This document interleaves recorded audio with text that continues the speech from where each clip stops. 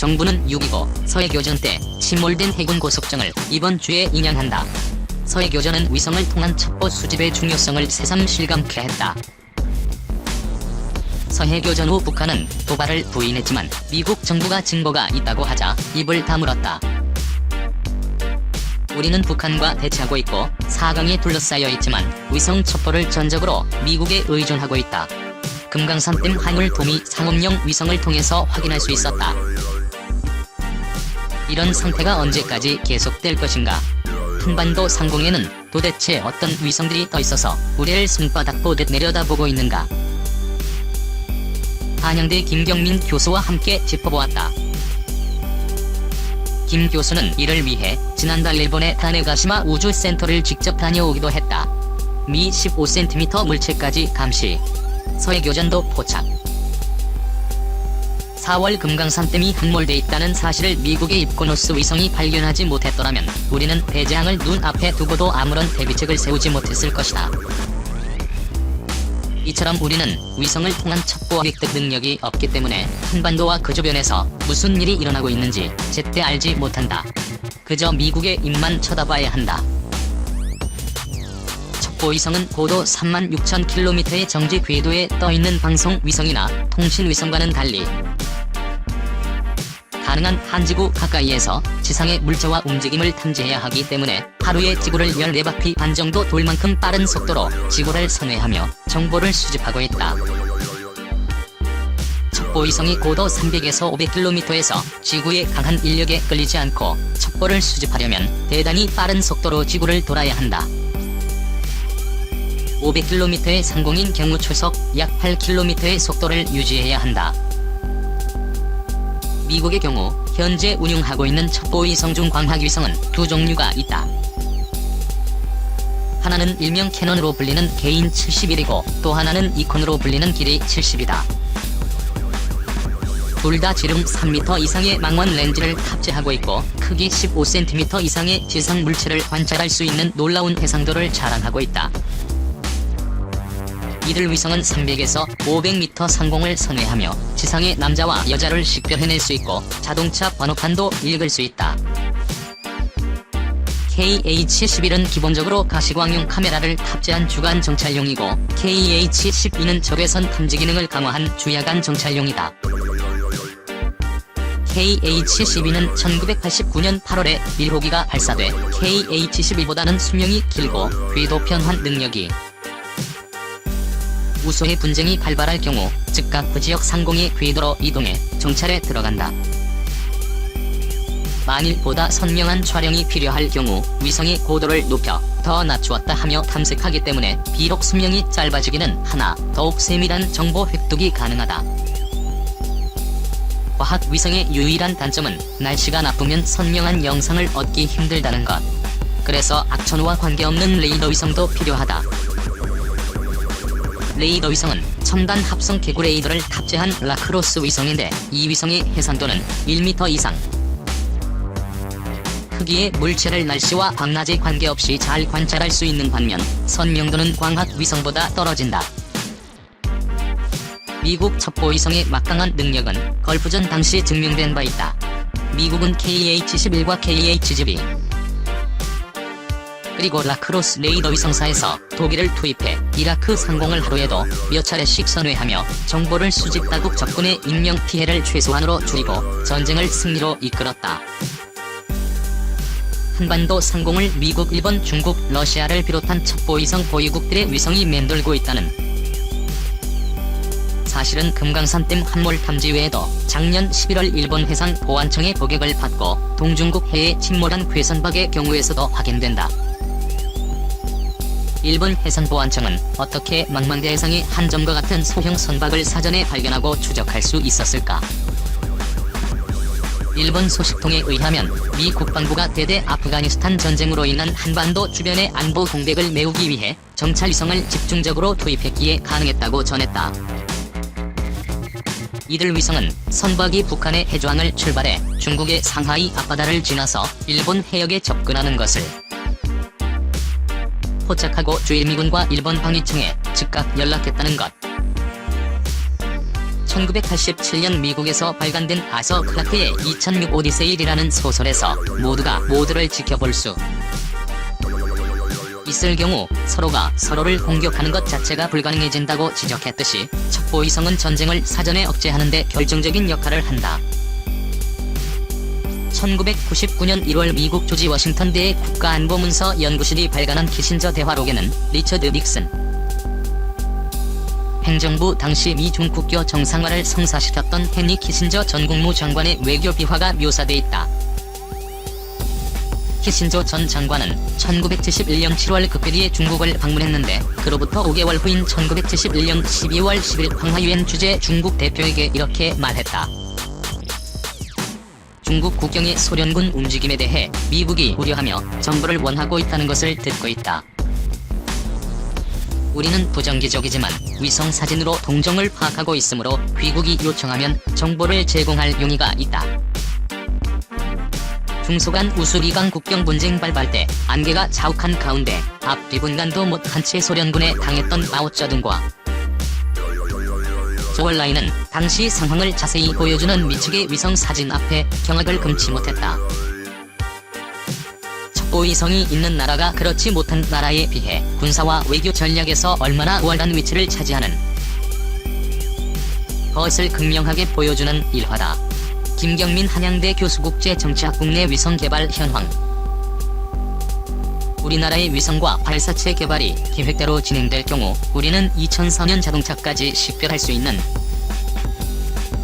고해상도의 관측 위성을 보유하고 2005년에는 우리 발사체로 인공위성을 처음 쏘아 올릴 수 있게 된다.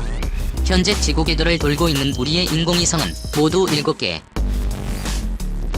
한국과학기술원이 영국 서레이대의 기술을 전수해 제작한 극소형 시험 위성 우리별 1호와 2호를 92년과 94년에 처음 쏘아 올렸다. 이 경험을 바탕으로 99년에는 15m의 해상도를 가진 100kg급 우리 고유의 소형 위성 모델인 우리별 3호를 독자적으로 제작해 성공적으로 지구 궤도에 진입시켰다. 또 한국통신은 미국의 기업의 제작을 의뢰한 대형 통신방송 위성인 무궁화위성 1-3으로 고화질 TV 방송 등을 하고 있다. 본격적인 관측 위성은 한국항공우주연구원이 미국 DRW인사와 공동으로 개발한 아리랑 1호이다. 이 위성은 99년 미국의 로켓에 실려 6,805km 상공에 발사된 이후 매일 사진을 보내오고 있다. 이 위성의 흑백 카메라는 6.6m의 해상도를 갖고 있어 도로나 건물까지 식별할 수 있다. 무엇보다 큰 자산은 이 위성의 제작 과정에 현대, 삼성 등 국내 2개사가 참여해 70%를 국산화한 점이다. 그렇지만 아리랑 2호는 사람까지 식별할 수 있는 15cm의 놀라운 해상도를 가진 미국의 첩보위성과는 비교도 안 되는 수준이다. 이에 따라 항공우주연구원은 2004년 12월 102m 컬러 4m의 해상도를 갖는 아리랑 2호를 쏘아 올릴 예정이다. 이 위성은 사람은 아니더라도 자동차는 식별할 수 있어 개발에 성공할 경우 우리는 미국, 프랑스, 이스라엘, 러시아에 이어 세계 5위권의 고해상도 관측 위성 보유국이 될 것으로 보인다. 항공우주연구원은 2008년에는 수십 센티미터의 해상도를 갖는 아리랑 3호를 발사한다는 구상을 내놓고 있지만 이 정도면 거의 첩보위성이나 다름없어 국방부와 기부 등 관련 부처 강의 논의가 더 진행돼야 기획의 윤곽이 드러날 것으로 보인다. 현재 정부는 2015년 세계 10위권 선진 우주국 진입을 목표로 총 5조 15만 70억 원이 소요되는 국가적 차원의 국가우주개발 중장기 기본계획을 수립해 우주 개발에 박차를 가하고 있다. 이 계획에 따르면 2015년까지 모두 17기의 위성을 추가로 발사하게 되는데 이 중 7기가 관측 목적의 위성이다. 첩보용으로도 쓸 수 있는 고해상도의 관측 위성을 보유하려면 고해상도 카메라와 함께 발사체 기술의 확보가 관건이다. 정부는 99년 북한이 최초의 인공위성인 광명성 2호를 쏘아 올리자 부랴부랴 계획을 마련해 2005년에 독자적으로 발사체를 개발해 위성을 쏘아 올리기로 방침을 정했다.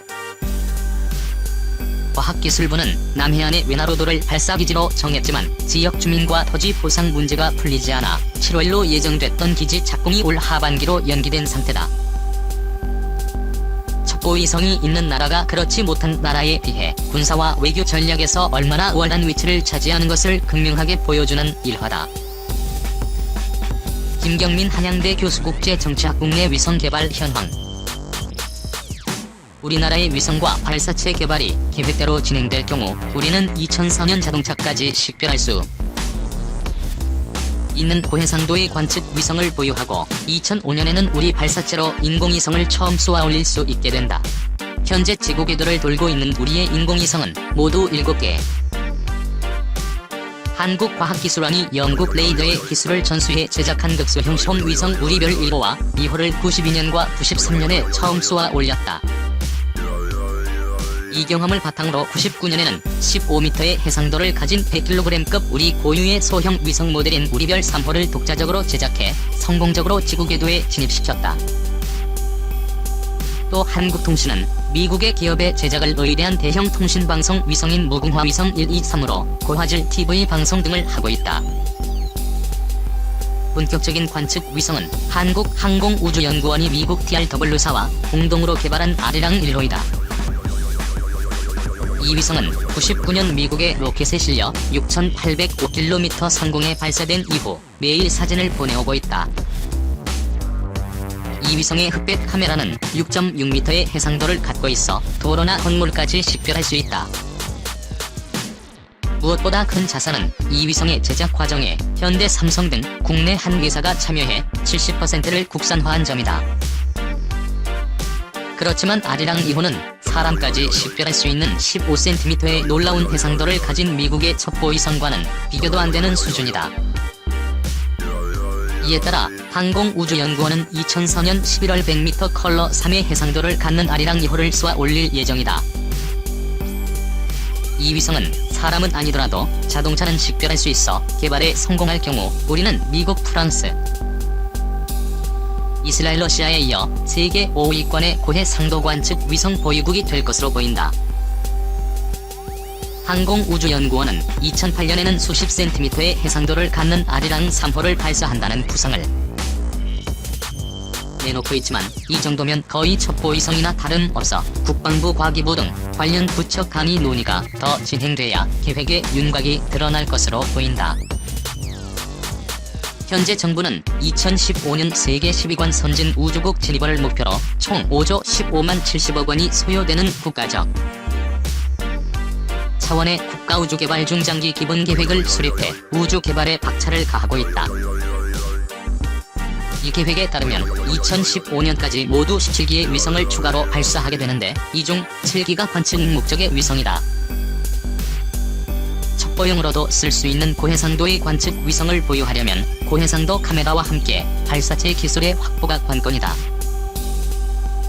정부는 99년 북한이 최초의 인공위성인 광명성 2호를 쏘아 올리자 부랴부랴 계획을 마련해 2005년에 독자적으로 발사체를 개발해 위성을 쏘아 올리기로 방침을 정했다. 과학기술부는 남해안의 외나로도를 발사 기지로 정했지만 지역 주민과 토지 보상 문제가 풀리지 않아 7월로 예정됐던 기지 착공이 올 하반기로 연기된 상태다. 채널을 구독하고 팔로우해주셔서 감사합니다.